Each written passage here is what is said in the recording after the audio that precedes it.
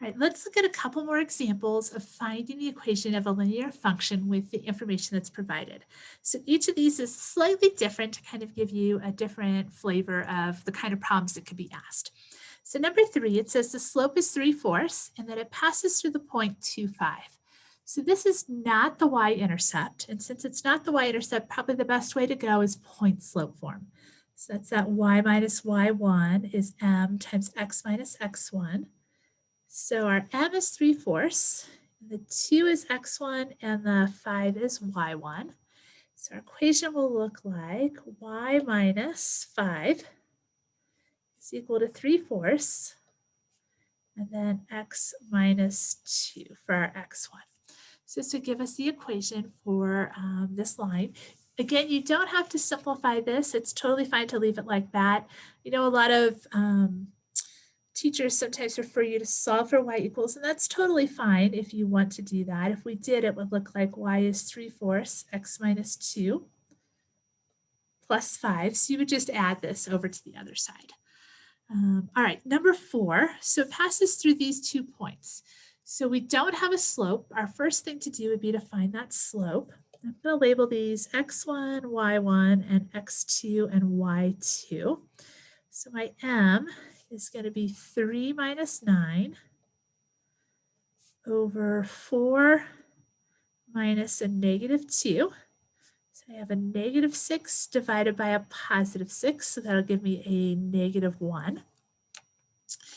And then I'm going to put this, since neither of these is my y-intercept, I'll use this point slope form. So there are 2 ways I can write that, each one using one or the other of the points. So I'll do it first with this x1, y1.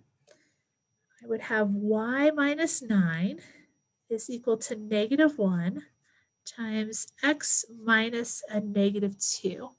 And so that would turn to an x plus 2 because we're doubling up on those signs. So that's one possible equation. Another one would be using this x2, y2. So I would have y minus 3 is equal to negative 1 times x minus 4. So that would give us that other equation. So either one of those would be a perfectly fine answer. I'm going to have you pause the video and do numbers 5 and 6, but before you do, I want to get you set up for success on these. So number 5 has the x-intercept and the y-intercept. So that y-intercept can be written as 0, negative 7.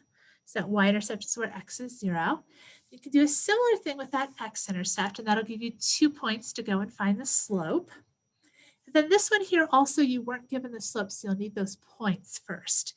So remember that that f of x is really the same thing as saying y. So y is equal to negative 11 when x is equal to 6. So this point here is 6, negative 11. Then you can do something similar with this one here. So I'd like you to go ahead and pause the video, figure out what those other 2 points are, find the slope, and then get an equation of the line.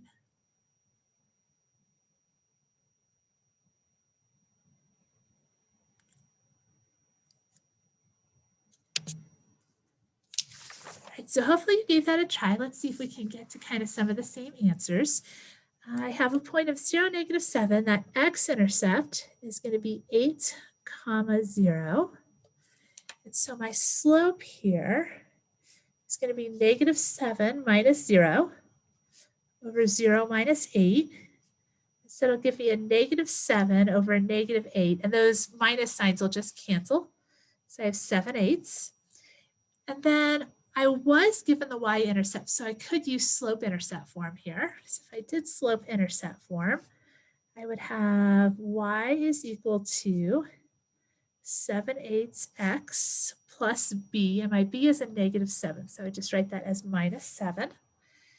If I was going to do point slope form, okay, I'll do this point first, the 8, 0. So I'd have y minus 0 is equal to 7/8 times x minus 8.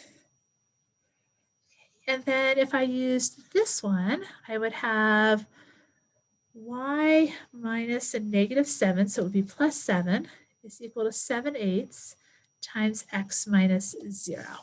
I think you can see if that 0 goes away, so I'd have a 7/8 x, and if you move that 7 over, we get right back to this form here. So these forms are all interchangeable, and any of those three would be a fine answer. All right, last one, f of -2 is equal to 3, so that point is -2 comma 3, and I have a slope of -11 minus 3 over 6 minus a -2. So it gives me -14 over 8. You can certainly leave it as -14 over 8, or it is also equal to -1.75. Either one of those is fine. Neither of these points is the intercept, so I'll need to use point slope form. So I'll have two possibilities based on this information. So I'll start with this one here, the -2, 3. So I'd have y minus 3 is equal to -14 over 8 times x plus 2. And then using the other one, I'd have y plus 11 is equal to -14 over 8 times x minus 6. So either one of those would be fine answers.